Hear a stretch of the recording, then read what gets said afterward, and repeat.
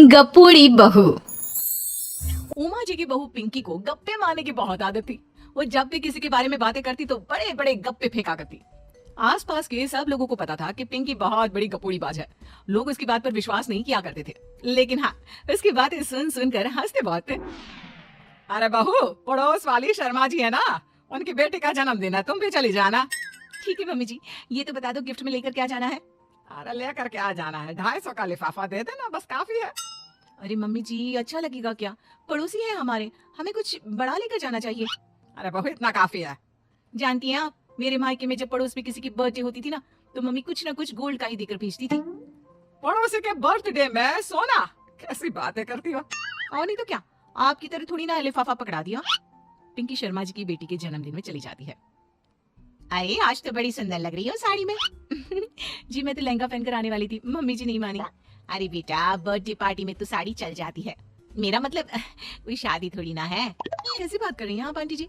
मेरे मायके में तो छोटे छोटे फंक्शन भी हम लोग लहंगा बनवाते थे बुटीक से, डिजाइन करवा कर। चाहे पड़ोस में किसी का जन्मदिन हो, मेरी मम्मी हमेशा बुटीक से नया लहंगा डिजाइन करवाती थी।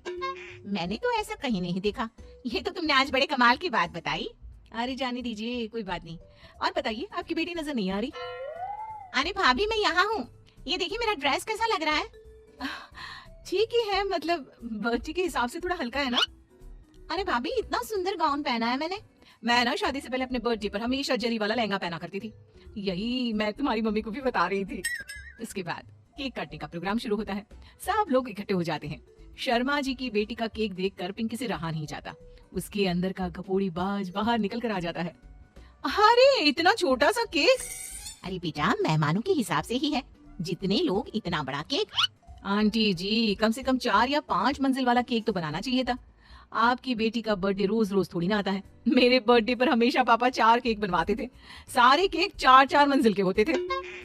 वहाँ पर सारे लोग उमा जी के मोहल्ले के ही थे और वो पिंकी के गप्पे मारने की आदत से अच्छी तरह वाकिफ थे, इसलिए सब लोग उसकी बात सुनकर हंसने लगे, लेकिन किसी ने पिंकी से कुछ नहीं कहा। एक दिन सुबह सुबह पिंकी ने अपनी सास से कहा, मम्मी जी, मेरे मम्मी पापा मुझसे मिलने के लिए यहाँ आ रहे हैं। अरे वाह, ये तो बहुत अच्छी बात है। उनके आने की तैयारी करो, अच्छा अच्छा खाना बनाओ। वैसे कब तक आएंगे?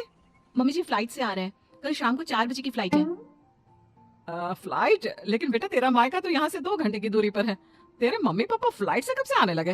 अरे मम्मी जी, आपको पता नहीं है, मेरे मम्मी पापा ना आधे घंटे की दूरी के लिए भी फ्लाइट का टिकट बुक करवाती है।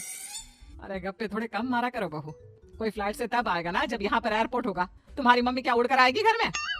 अरे हाँ मम्मी जी, मैं तो भूल गई थी। वो क्या ना, मेरे मम्मी पापा हमेशा फ्लाइट से ही ट्रैवल करते हैं, तो मेरे दिमाग से ही निकल गया था। अगले दिन पिंकी की मम्मी और पापा पिंकी से मिलने के लिए उसके घर आते हैं।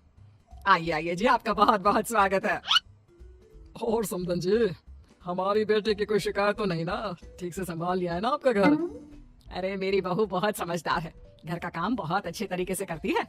बस थोड़ा ज्यादा बोलने की आदत है उसे, आपको परेशान करती होगी ना? बात तो आपकी सही है, उसकी थोड़ा ज्यादा नहीं बहुत ज्यादा बोलने की आदत है। लेकिन कोई बात नहीं, आपकी बेटी दिल की बहुत अच्छी है, बस थोड़ा बोलती ही तो ज्यादा है। पिंकी बेटा, इधर आओ, देखो तुम्हारे मम्मी पापा आए हैं। तुमने इनके लिए खाना तो बना लिया ना? वो क्या है ना मम्मी जी, आपसे एक बात कहनी थी। हाँ हाँ बोलो बहू, क्या बात है?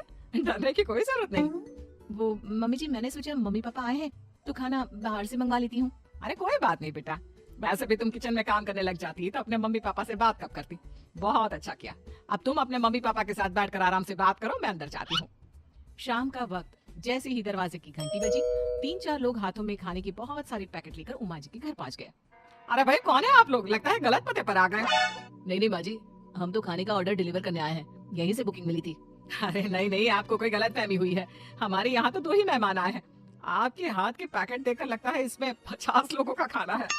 माँ जी, आपने सही समझा, खाना तो इसमें 50 लोगों का ही है, क्योंकि हमें ऑर्डर यहीं से 50 लोगों का मिला है। अरे लेकिन इतना सारा खाना, कहीं मेरी बहू ने अपनी गप मारने की आदत के चलते ऐसा तो नहीं कर दिया?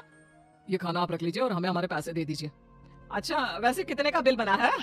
ज्यादा नहीं, बस 10,000 दे दीजिए। उन लोगों की बात सुनकर उमा जी पिंकी को आवाज देकर वहाँ बुलाती है। जैसे ही पिंकी वहाँ आती है, खुश होते हुए उन लोगों को वहाँ पर खाना रखने के लिए कहती है। अरे इतना सारा खाना क्यों मंगवाया बहू? अरे मम्मी जी, मैंने आपको बताया तो था, मम्मी पापा आए हैं तो मैं खाना बाहर से मंगवा रही हूँ। ये बात सही है बेटा, लेकिन 2 लोगों के लिए 50 लोगों का खाना? अरे मम्मी जी, कुछ कम पड़ जाए तो अच्छी थोड़ी ना लगता है, और मेरे मायके में तो ऐसा ही होता है, एक्स्ट्रा खाना मंगवाते हैं हम लोग। तभी पिंकी के मम्मी और पापा वहाँ पर आते हैं। अरे बेटा, एक्स्ट्रा खाना मंगवाने का मतलब ये थोड़ी ना होता है कि 2 लोगों के खाने के लिए 50 लोगों का खाना मंगवा लो। और बेटा तुम्हारी गप मारने की आदत के चलते 10,000 का बिल आया है।